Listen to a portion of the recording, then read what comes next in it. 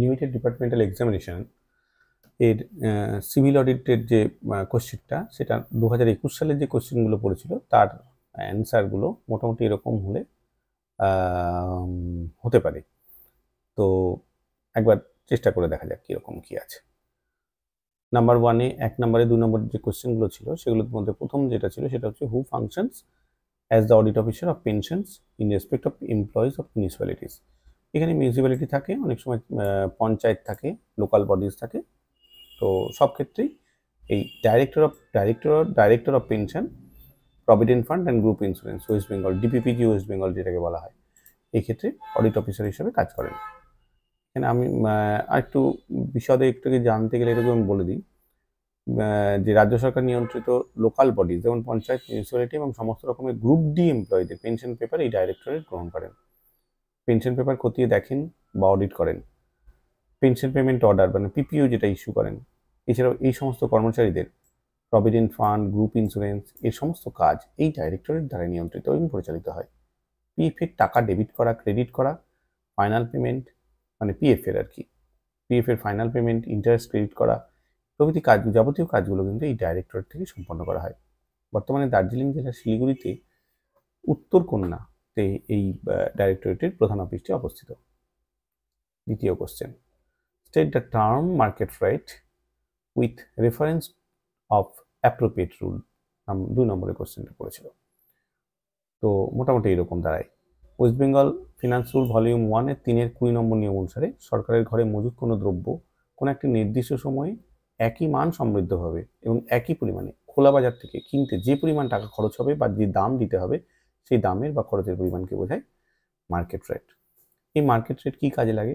এই market rate সরকার মজুদ পণ্যের মূল্য নির্ধারণের জন্য ব্যবহার করা হয়, যেটা রুল মানে ওই ফিনান্স রুলের 109 নম্বরে বলা আছে। সরকারিভাবে কোনো দ্রব্য কেনার সময় এই জিনিসের দামের ঊর্ধ্বসীমা ম্যাক্সিমাম ভ্যালু, কোনো ম্যাক্সিমাম কত দাম দিয়ে আমি কিনবো কোনো জিনিসকে সেটা নির্ধারণের সময় এই মার্কেট রেট ব্যবহার করা হয়, যেটা রুল 128-এ আছে। সরকার কর্তৃক কোনো দ্রব্য ফেরত পাঠাতে বা দ্রব্য স্থানান্তর স্টক ট্রান্সফার করতে এই মার্কেট রেট ব্যবহার করা হয়, যেটা রুল 242-এ বলা আছে। তারপরে প্রশ্ন ছিল সিটি অ্যালাউন্স কাকে বলে। What is mean by city allowance? এই উত্তরটা আমি খুঁজে পাইনি। যাদের এই উত্তরটা জানা আছে কমেন্টস করে আমাকে অনুগ্রহ করে জানাবেন। একের D, define competent authority in respect of WBFR volume 1, West Bengal financial রুলের ভলিউম 1 অনুসারে। West Bengal financial rule volume 1 3-এর 7 নম্বর নিয়ম অনুসারে কম্পিটেন্ট অথরিটি বলতে সরকারি বা অন্য কোনো কর্তৃপক্ষ মানে অথরিটি যাদের উপরে সরকার প্রাসঙ্গিক ক্ষমতা, এখানে ভুল আছে, অনুবন্ধী ক্ষমতা মানে রিলেভেন্ট পাওয়ারগুলো, এটাও ভুল আছে, পাওয়ারগুলো দিয়েছেন। নাম্বার 1-এর E, what is the primary mint by detailed head in accounting system? কোন একটি খরচকে যখন মেজর সাব মেজর হেডে ভাগ করা হয় তারপরে উদ্দেশ্য অনুসারে দফা মাফিক যে ভাগে বিভক্ত করা হয় তাকে ডিটেইল হেড বলে। যেমন হেলথ স্কিমের খাতে খরচ হলে 12 ডিটেইল হেড হলো ডিটেইল হেড, কম্পিউটার হলে 77 হলো detail head, are travelling allowance হলে 11 হলো ডিটেইল হেড ইত্যাদি। এখন আমরা একটা কোড দিয়ে দেখাচ্ছি, 082425011010001001 মানে ভি, তারপরে 11, এই টোটালটা হলো একটা অ্যাকাউন্টের হেড। এটা এই অ্যাকাউন্টের হেডের মধ্যে কীভাবে কী আছে, 08টা ডিপার্টমেন্টাল কোড যেটা কোঅপারেশন ডিপার্টমেন্টকে বোঝায়। তারপর 2425 ডাইরেক্টরেটের কোড, সেটা কি হচ্ছে, মেজর হেড হচ্ছে কোঅপারেশন ডাইরেক্টরেট। তারপরে কি বলছে 01টা কি বলছে, মেজর সাব মেজর হেড, মানে এর আন্ডারে একটা যদি থাকে তাও এক হবে, যদি দুটো কোনো মানে ডাইরেক্টরেট যদি দুটো থাকে তাহলে কিন্তু দু রকমের হেড হবে, তিনটে যদি থাকে তাহলে 3 রকমের হবে। এখানে 01, 02, 03 এই পর্যন্ত হতে পারে। এখানে সাব মেজর হেড 101 এটা হচ্ছে মেজর হেড, এটা কোঅপারেটিভ অডিটের জন্য। 00 হচ্ছে স্টেট প্ল্যান বা নন প্ল্যান, সেখানে এখন বর্তমানে কিন্তু এই স্টেট নন প্ল্যান আর প্ল্যান আর নন প্ল্যানটা নেই। 01-এর ভি, এটাকে সাব হেড বলা হয়, এটা হচ্ছে ভোটেড, অর্থাৎ এই খাতে যে খাতটা নিয়ে এখন মানে এখানে যেমন এখানে ট্রাভেলিং অ্যালাউন্স, এই খাতে মানে এই হেডে খরচ করা হবে কি না, হলে কত টাকা হবে সেটা প্রথম কথা হচ্ছে খরচ করা হবে কি না সেটা কিন্তু ভোটাভুটির মাধ্যমে ঠিক হয়, তাই এটাকে বলা হয় ভোটেড। তারপর ঠিক হয় যে কত টাকা, যদি ঠিক মানে হ্যাঁ আচ্ছা ঠিক আছে খরচ করা হবে, পাস হয়ে গেছে, এবার বলা হোক কত টাকা পাস হবে, খরচ করা হবে, সেটা নিয়ে আলোচনা চলতে থাকে। তাহলে pass through the voting of MLA, এটা কিন্তু বলা আছে। তারপরে যেটা লাস্ট আসছে সেটা হচ্ছে 11 ডিটেইল হেড। ডিটেইল হেড 11, যেটার মানে হচ্ছে ট্রাভেলিং অ্যালাউন্স। তাহলে ডিটেইল হেড কি, এইটা জিনিসটা আমাকে প্রশ্নটা করেছে। তাহলে আমি যেটা এখানে বলছি যে মেজর সাব মেজর হেডে ভাগ করার পর, মানে আমি মেজর হেডে সাব মেজর হেডে ভাগ করবার পর দফা মাফিক এই যে কি কোন দফার খরচ এটা ট্রাভেলিং অ্যালাউন্স, তাহলে সেই যে অবজেক্টিভ ওয়াই উদ্দেশ্য অনুসারে যে খরচটা করা হয় তাকে বলা হয় ডিটেল হেড। মোটামুটি এটা থিমটা বুঝে গেলে মুখস্থ মানে করে চলে গেলে কিন্তু হবে না, থিম বুঝে গিয়ে সেই অনুসারে বুঝিয়ে মানে উত্তরটা দিতে হবে, তবে ভালো নাম্বার পাওয়া যাবে। আবার ডিটেল হেডকে কিন্তু আবার মানে আরেকটু মানে এখানে আরেকটা কোশ্চেন থেকে যায়, এটা সবাই জানে, আমরা যারা অফিসের কাজ করি তারা আমরা বুঝতে পারি। ডিটেল হেডকে আবার কিন্তু সাব ডিটেল হেডে ভাগ করা থাকতে পারে। এখন প্রশ্ন থাকতেই পারে যে সাব ডিটেল হেড কাকে বলে। সেক্ষেত্রে এই যে 13 যেমন একটা ডিটেল হেড আছে অফিস এক্সপেন্সেসের জন্য, তার আন্ডারে আবার তখন এই 11 পরে শেষ না, মানে 11টা 13 হয়ে গেল, তারপরেই শেষ হয়ে গেল না, তারপরে আবার আর একটা 01, 02, 03, 04 এরকমভাবে 13র ক্ষেত্রে তখন আবার সাব ডিটেল হেড তৈরি হবে। অনেকের ক্ষেত্রে আছে সাব ডিটেল হেড। তো 01টা যেমন ইলেকট্রিসিটির জন্য, 02 হচ্ছে টেলিফোনের জন্য, 03 হচ্ছে মেনটেন্যান্সের জন্য সাব ডিটেল হেড, আর 04 হচ্ছে আদার অফিস এক্সপেন্সেসের জন্য সাব ডিটেল হেড। যাই হোক, মোটামুটি এরকম ভাবে করতে হবে, ভালো করে আর একটু পড়ে যেতে হবে। তারপরে হচ্ছে স্পেসিফাই দ্য এক্সেপশন, মানে এক্সেপশন কোনটা এক্সেপশন আছে, which provides for payment of family pension to more than one person, একজনের বেশি, একজনের ছাড়া তো আর পেনশন, তো ফ্যামিলি পেনশন তো একজনেই পাবে যে কেউ, কিন্তু কোন কোন ক্ষেত্রে ব্যতিক্রম দেখা যায় সেটা বলতে গেলে আমাকে এখানে বিশেষ কয়েকটি পরিস্থিতিতে একাধিক ব্যক্তিকে তখন কিন্তু ফ্যামিলি পেনশন দেওয়া যেতে পারে। যেমন একজন কর্মচারীর যদি একাধিক বৈধ স্ত্রী থাকে, তাহলে কর্মচারীর অবর্তমানে স্বামী বা স্ত্রী নেই, শুধুমাত্র যমজ নাবালক সন্তান রয়েছে, সেরকম ক্ষেত্রে একাধিক বৈধ স্ত্রীর মধ্যে কোনো মৃত স্ত্রীর নাবালক সন্তান থাকলে একাধিক ব্যক্তিকে ফ্যামিলি পেনশন দেওয়া যেতে পারে। বিশেষ দ্রষ্টব্য, এখানে কিছু কিছু জিনিসগুলো বলে দিই, ভালো লাগবে, জিনিসটাও ভালো লাগবে এবং জানা থাকলে অন্য কোশ্চেনের অ্যান্সারও করা যাবে। ডিসিআরবি রুল 1971-এর 104 নম্বর নিয়মে যে নোট দেওয়া আছে, সেখানে একাধিক ব্যক্তিকে ফ্যামিলি পেনশন দেওয়ার ব্যাপারটি কিন্তু বলা আছে। ঠিক আছে, আমরা এখানে বললাম দেওয়া যেতে পারে বলে, এখানে কিন্তু কোনো আমরা মানে রুল কোড করে দিইনি, রুল কোডটা আমরা এখানে করছি, কারণ যেভাবে বলা আছে সেটা এখানে বলা আছে, এই রুল কোডটা এখানে আমরা ভেতরে ঢুকিয়ে দিতে পারি, তাহলে কিন্তু আরেকটু ভালো হবে। কন্ডিশন 1, যদি কর্মচারীর মৃত্যুর পরে জানা যায় তার একাধিক স্বামী বা বৈধ স্ত্রী বেঁচে আছে, তারা প্রত্যেকেই ফ্যামিলি পেনশন পাওয়ার যোগ্য হবে এবং সকলেই সমান অনুপাতে ফ্যামিলি পেনশন পাবেন। এবার এদের মধ্যে কেউ মারা গেলে বাকি জীবিতদের মধ্যে নতুন করে ফ্যামিলি পেনশন সমানভাবে বিভক্ত হবে। যদি একজন থাকে সমানভাবে ভাগ হবে, মানে তিনি সম্পূর্ণ ফ্যামিলি পেনশনটা পেতে থাকবেন। এরপরে কন্ডিশন 2, যদি কর্মচারীর মৃত্যুর পরে জানা যায় যে তার একাধিক বৈধ স্বামী বা বৈধ স্ত্রী আছে, তাদের মধ্যে একজন বেঁচে আছে, অন্যজন মারা গেছে, কিন্তু মারা যাওয়ার স্বামী বা স্ত্রীর নাবালক সন্তান রয়েছে, এরকম কেস হলেও কিন্তু ওই সন্তান যতদিন না পর্যন্ত সাবালক হচ্ছে ততদিন পর্যন্ত ফ্যামিলি পেনশন সমানভাবে ভাগ করে পাবে। যেদিন ওই সন্তান সাবালক হয়ে গেল, সেখান থেকে কর্মচারীর যে বেঁচে থাকা স্ত্রী, উনি পুরো পেনশন ফ্যামিলি পেনশনটা পেতে থাকবেন। কন্ডিশন 3 এরকম হতে পারে, কর্মচারীর মৃত্যুর পরে দেখা গেল তার স্বামী স্ত্রী কেউ বেঁচে নেই, কিন্তু তাদের যমজ নাবালক সন্তান রয়েছে, তাহলে দুজন যমজ সন্তান সাবালক না হওয়া পর্যন্ত সমানভাবে ফ্যামিলি পেনশন পেতে থাকবেন। এবার এক্ষেত্রে আর একটা কিছু জিনিস উল্লেখ করার দরকার আছে, সেটা হচ্ছে একটি বিশেষ ক্ষেত্র, দুটি বৈধ স্ত্রীর মধ্যে একজন মারা গেছে, যিনি মারা গেছেন তার যমজ নাবালক সন্তান রয়েছে, সেক্ষেত্রে প্রথমে ফ্যামিলি পেনশনটাকে 2 ভাগে ভাগ হবে। মানে ব্যাপারটা কিরকম দাঁড়ালো, দুটো বৈধ স্ত্রী, একজন মারা গেছে, তার যমজ নাবালক সন্তান আছে, আর একজন স্ত্রী আছেন, একটা বিশেষ ক্ষেত্র, তখন কিন্তু সমান 3টে হবে। প্রথমে কি হলো, সমান 3টে হবে না, প্রথমে ফ্যামিলি পেনশনটা সমান 2 ভাগে ভাগ হবে, একটা ভাগ পেয়ে যাবেন হচ্ছে বেঁচে থাকা মানে স্বামী বা স্ত্রী, এবার বাকি যে অর্ধেক অংশটা থাকলো সেটাকে আবার সমান 2 ভাগে ভাগ হবে এবং যারা যমজ সন্তান সমান ভাগে তখন পেতে থাকবেন। এই হচ্ছে কনসেপ্ট, আশা করি মোটামুটি বলা গেছে। এরপরে যেটা আসছে সেটা হচ্ছে what is meant by compensation pension. compensation pensionটা কি? WB-DCRB রুলে 1971 38 নম্বর নিয়ম অনুসারে যখন কোনো একটি পদ বা পোস্ট অবলুপ্ত হয়, অ্যাবলিশ হয়, এটা কিন্তু খুব পরে পোস্ট অ্যাবলিশ হওয়ার সম্পর্কে মানে তথ্যগুলো চাই WB-DCRB রুলে, সেই সময় সে তার সমমর্যাদা অথবা তার পরিস্থিতি বিশেষে বর্তমান থেকে কম বেতনের নিচু পদে গিয়ে অন্যত্র চাকরি করতে পারে। তাতে তার চাকরির সময়কালটা অবচ্ছিন্ন থাকবে। মানে একদম চাকরির শেষে এসে এরকম ঘটনা ঘটলো, সে তো চাইবে না যে তার চাকরিতে বাকি অংশটা করি আমি।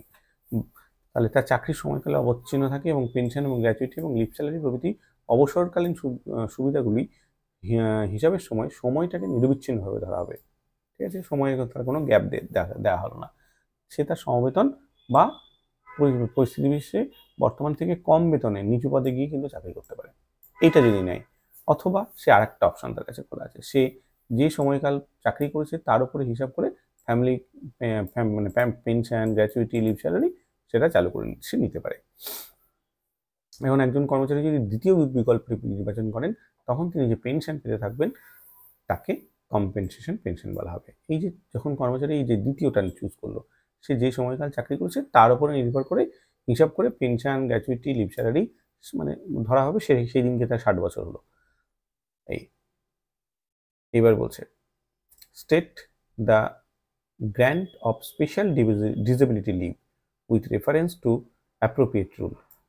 এটা এই বছর পড়ার মানে ইম্পর্টেন্ট একটা কোশ্চেন। লিভ থেকে 2022 সালে খুব একটা দেয়নি, ফলে 2025 সালে কিন্তু আসা উচিত আর কি। 2024-এ যে অ্যাডটা বেরিয়েছে 25-এর পরীক্ষা।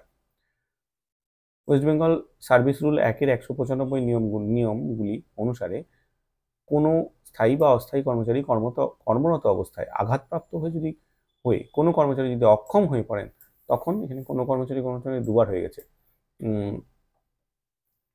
তখন ডিপার্টমেন্টের সেক্রেটারি, তখন এটা কিন্তু ভালো দেখতে হবে, ডিপার্টমেন্টের সেক্রেটারি সর্বোচ্চ 24 মাস পর্যন্ত যে আঘাতজনিত ছুটি মঞ্জুর করতে পারেন তাকে বলা হয় স্পেশাল ডিসেবিলিটি লিভ। এর বিষয়ে আর কতগুলো জিনিস আমাদের একটু জেনে রাখা ভালো। ওয়েস্ট বেঙ্গল সার্ভিস রুল 1-এর 195 রুলে বিশেষ প্রতিবন্ধকতার ছুটি বা স্পেশাল ডিসেবিলিটি লিভ নিয়মগুলো নিম্নরূপ। 1 নম্বর বলছে কারা এই ছুটিগুলো পেতে পারেন।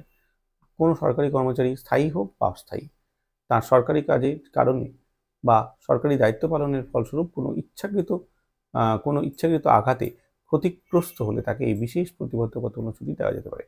কি কি শর্ত আছে? এই ছুটি শুধুমাত্র তখনই দেওয়া হবে যদি আঘাতের লক্ষণ 3 মাসের মধ্যে প্রকাশ পায়। কর্মচারী যথাযথ সময়ে তা কর্তৃপক্ষকে জানান।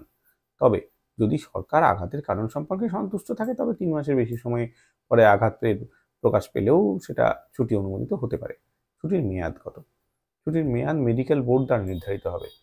কোনো অবস্থাতেই সেটা 24 মাসের বেশি কিন্তু হতে পারবে না। মেডিকেল বোর্ড যতই বলুক 2 বছরের বেশি, কিন্তু 2 বছর পর্যন্তই হাইয়েস্ট।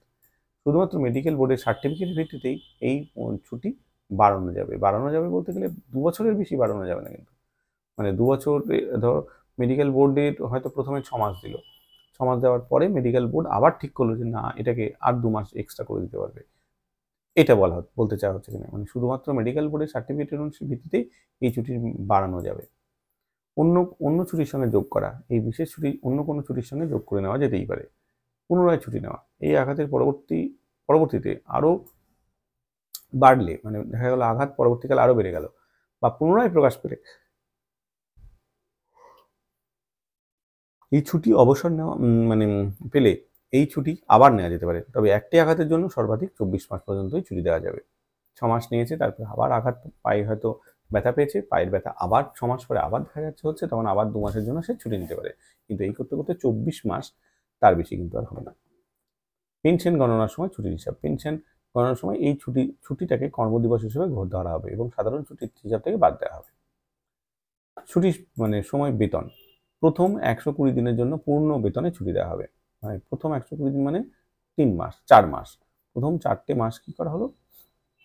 পূর্ণ বেতনে ছুটি দেওয়া হলো। এর পরের সময়ের জন্য কিন্তু সে অর্ধেক বেতনে ছুটি দেওয়া হবে, মানে হাফ পে লিভে কনভার্ট হয়ে যাবে। তবে কর্মচারী চাইলে আরও 120 দিন পর্যন্ত পূর্ণ বেতনে ছুটি নিতে পারেন। মানে এটাতে কি হলো, এখানে 4 মাস, এখানে 4 মাস, তাহলে 8 মাস হয়ে গেল। যা তার অর্ধেক বেতনের ছুটি থেকে কাটা হবে। তখন দুটো করে মানে অর্ধ বেতন ছুটি HPL দুটো করে কেটে নেওয়া হবে। তার বদলে সে 120 দিন পূর্ণ ছুটি নিতেই পারে। আচ্ছা, কর্মচারীর ক্ষতিপূরণের আইন অনুযায়ী বেতন হ্রাস। যাদের উপর কর্মচারী ক্ষতিপূরণ আইন 1923 প্রযোজ্য আছে তাদের ক্ষেত্রে ক্ষতিপূরণের অর্থ বেতন থেকে বাদ দেওয়া যাবে।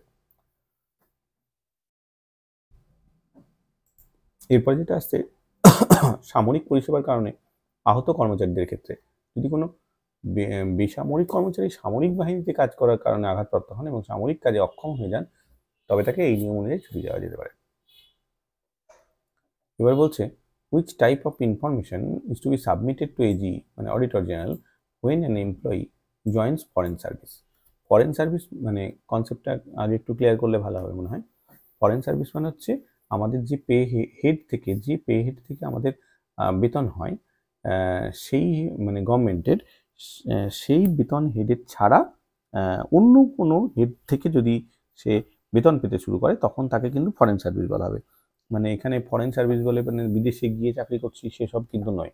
ফরেন সার্ভিস মানে হচ্ছে হয়তো সে একজন সরকারি কর্মচারী ছিল, পাবলিক সার্ভিস কমিশনের দ্বারা নিয়োজিত, সে দেখা গেল মিউনিসিপ্যালিটিতে চাকরিতে জয়েন করলো। ফলে কি হচ্ছে পাবলিক সার্ভিস কমিশনের যে বেতনের খাত মানে যে বেতন যে খাত থেকে হয় ইয়েতে মিউনিসিপ্যালিটি কিন্তু গ্র্যান্টেড হয়ে যায় বা সে হয়তো প্রফেসর হলো বা সে হয়তো স্কুল মাস্টারমশাই হয়ে গেল, মানে যেটা গভর্নমেন্ট এডেড স্কুল সেখানে মাস্টারমশাই হলেন, সেক্ষেত্রে কিন্তু ওনাকে ফরেন সার্ভিসে উনি গেছেন ধরা হবে। অর্থাৎ হেডটা কিন্তু এক থাকলো না, মানে স্যালারি হেডে উনি কিন্তু টাকা পাচ্ছেন না। এই জন্য এইবার ফরেন সার্ভিসটা বলা হলো। এবার বলছি West Bengal service rule part 1-এর 221 নম্বর এর সাপেক্ষে অ্যাপেন্ডিক্স 7-এ রয়েছে তার 45 নম্বর যে অনুচ্ছেদ, সেখানে বলা হয়েছে কোনো কর্মচারী ফরেন সার্ভিসে গেলে তার ট্রান্সফার অর্ডার দেওয়ার আগেই তার সার্ভিস বুকটি এজি বেঙ্গলে অডিটর অফিসারের কাছে পাঠাতে হবে। এখানে আরেকটু আমি তথ্য মোটামুটি যেটুকু আমি বুঝলাম সেটুকু লিখলাম।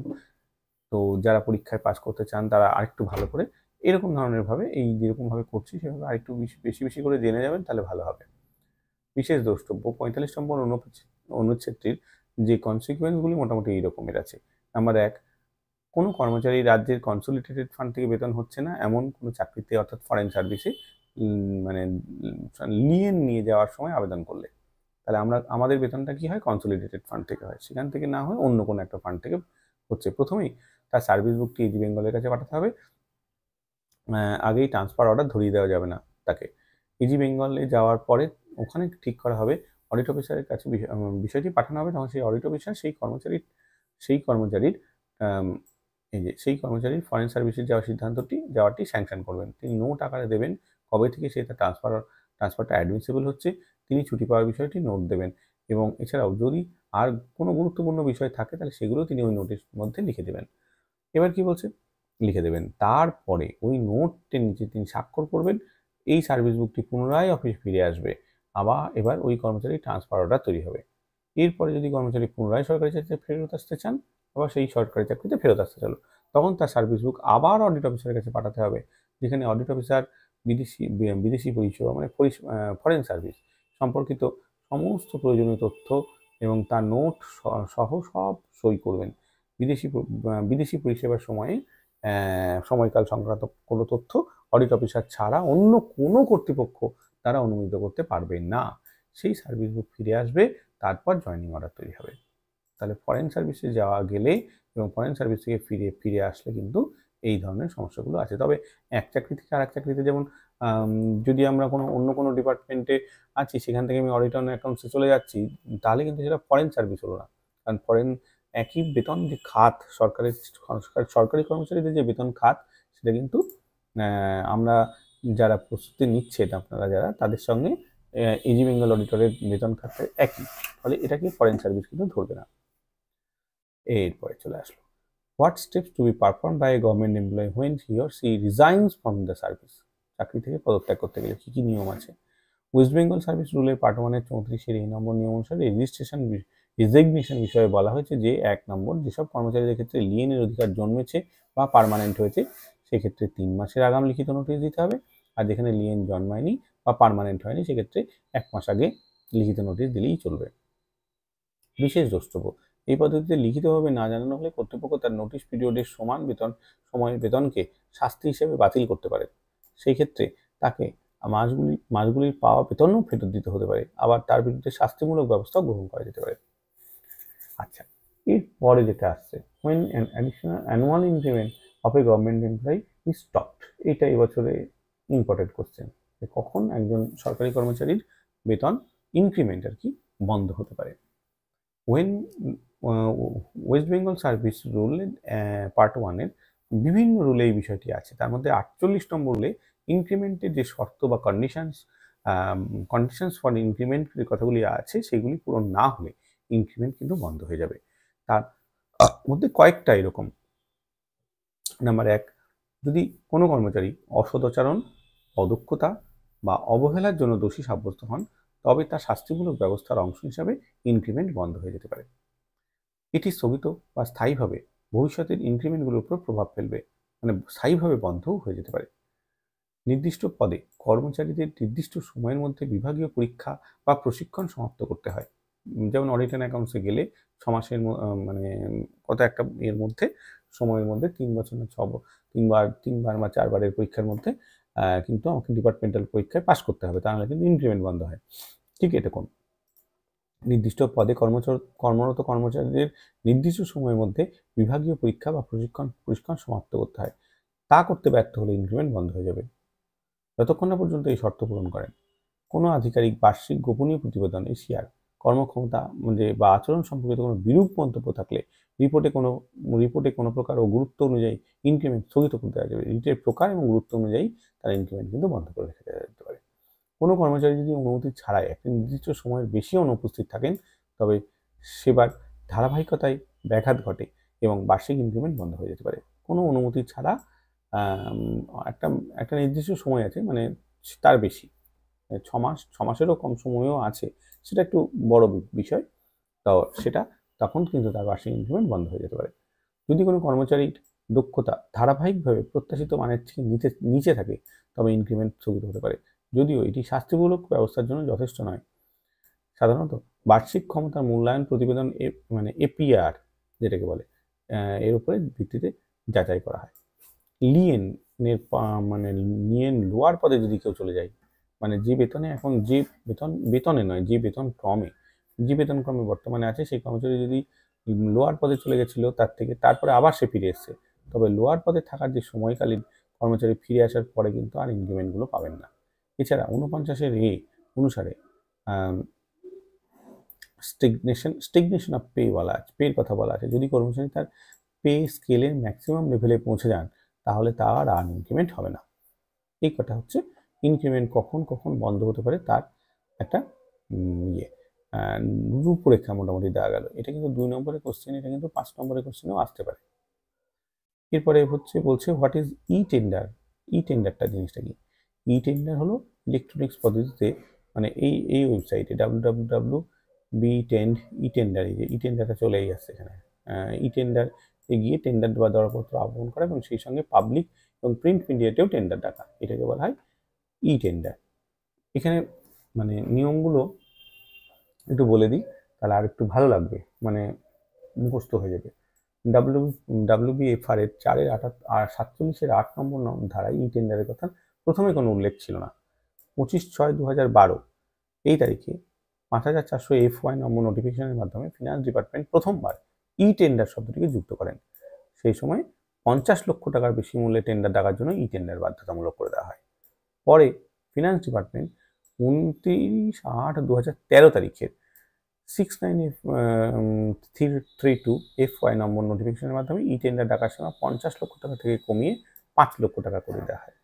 এরপরে আবার ফিনান্স ডিপার্টমেন্টের 27/7/2022 তারিখের 3103 FY এই নম্বর নোটিফিকেশনের মাধ্যমে ই-টেন্ডার ডাকার সময়সীমা, মানে ডাকার সীমা 5 লক্ষ থেকে কমিয়ে 1 লক্ষ টাকা করে দেওয়া হয়। অর্থাৎ এখন 1 লক্ষ টাকার মানে বেশি, 1 লক্ষ টাকা আর কি, 1 লক্ষ টাকার থেকে যদি হয় তাহলে কিন্তু 1 লক্ষ টাকা বা তার বেশি, তাহলে কিন্তু ই-টেন্ডার ডাকতে হয়। এটা হলো বিষয়। তারপরে define quotation as per rule 47/8 WBFR 47/8 এর ধারায় এই কোটেশন কথাটা কোথাও নেই। এটা কিন্তু কেন যে এই 47-এর 8-এ কোটেশন কথাটা বলা হচ্ছে সেটা আমি বুঝতে পারিনি। যদি আপনাদের কারোর জানা থাকে আমাকে কমেন্টসে লিখবেন, তাতে আমার উপকার হবে এবং বাকিদেরও তাহলে আমি বলতে পারবো। এক কথায় কোটেশন কথাটার অর্থ হলো দরপত্র। কোনো কাজের জন্য টেন্ডার ইস্যু যখন টেন্ডার ইস্যু করা হয় তখন ইচ্ছুক বা উপযুক্ত সংস্থাগুলি আবেদনের জন্য নির্দিষ্ট করে দেওয়া সময়সীমার মধ্যেই মান, শর্ত ও সময়সীমা মেনে কত টাকার মাধ্যমে কাজটি শেষ করতে পারবেন তার বিবরণ জমা করে বরাত পাওয়ার জন্য একটি আবেদন করেন। এই আবেদনপত্রকে কোটেশন বলা হয়। এটা নর্মাল সংজ্ঞা, নেটফেট ঘাঁটলে এটাই পাওয়া যাবে। আমি 47-এর 8-এ কিন্তু এই ধরনের কোনো কথা বলা আমি পাইনি আর কি, মানে পাইনি, সেখান থেকে আমি দিচ্ছি না। এবার একটা খুব important question, what is on account payment, এটা আসতে পারে পরীক্ষায়। ওয়েস্ট বেঙ্গল ফিনান্স রুলের 3-এর 22 নম্বর নিয়ম অনুসারে কোনো ঠিকাদার বা কন্ট্রাক্টরের কোনো আংশিক কাজ সম্পূর্ণ হওয়া বা কোনো দ্রব্য বা সামগ্রী আংশিক সরবরাহ করার সাপেক্ষে তার রানিং অ্যাকাউন্টে যে টাকা প্রদান করা হয় তাকে অন অ্যাকাউন্ট পেমেন্ট বলা হয়। পেমেন্ট অন অ্যাকাউন্টও বলে অনেক সময়। এখানে আরও দুটো বিষয় থাকে। সঠিকভাবে পরিমাপের পরে নিশ্চিত হয়ে তবেই অন অ্যাকাউন্ট পেমেন্ট করা হয়। অন অ্যাকাউন্ট পেমেন্ট কখনোই তার সম্পূর্ণ করা কাজের উপরে, মানে যেটুকু কাজ সম্পূর্ণ করেছে আংশিক বা সরবরাহ করেছে, পূর্ণ বা সমস্ত মূল্য তখন তাকে দিয়ে দেওয়া হয় না। হয়তো উদাহরণ দিয়ে বলি, সে হয়তো 100 কুইন্টাল জিনিস সাপ্লাই করার মধ্যে 70 কুইন্টাল জিনিস সাপ্লাই করেছে, তার মানে 70 কুইন্টালেরই দাম তাকে দিয়ে দেওয়া হবে তা নয়, তার থেকে কম দেওয়া হবে আর কি। আচ্ছা, ওই কাজের সাপেক্ষে কম টাকা প্রদান করা হয়, ওই ঠিকাদারকে ফাইনাল পেমেন্ট করবার সময় অন অ্যাকাউন্ট পেমেন্টের টাকাটি অ্যাডজাস্ট করে নেওয়া হয়। এখানে 3-এর 27 নম্বর নিয়ম অনুসারে রানিং অ্যাকাউন্ট বলতে যে ঠিকাদার কোনো কাজের বর্তমানে চালু রেখেছে অথচ শেষ হয়নি, সেই ঠিকাদারের আংশিক কাজ সম্পন্ন করবার বা আংশিক দ্রব্য সরবরাহ করবার সাপেক্ষে যে টাকা প্রদান করা হয় তাকে বলে। অর্থাৎ যে ঠিকাদারদের কাজ এখনো রানিং অবস্থায় আছে তাদের অ্যাকাউন্ট। এই এন পর্যন্ত এটাই ছিল হচ্ছে আমাদের এরপরে তো ওই ডুয়েট কোশ্চেনগুলো চলে আসছে, সেটা পরের ভিডিওতে আবার বলছি।